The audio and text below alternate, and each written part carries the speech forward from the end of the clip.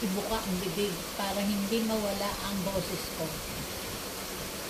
Nung pinatherapy ako, sinabi yung therapy nakahiga, therapy nakaupo. Nanay, kahit wala kang kausap, magsalita ka. Kasi isa rin yan sa magiging sakit mo. Walang papasok na oxygen sa katawan mo. Oxygen pala yung hangin.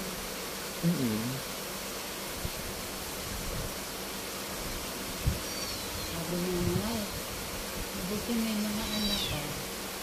Sabi ko naman, wala nang magkasakit ako, hindi naman ako nila pinagalaan.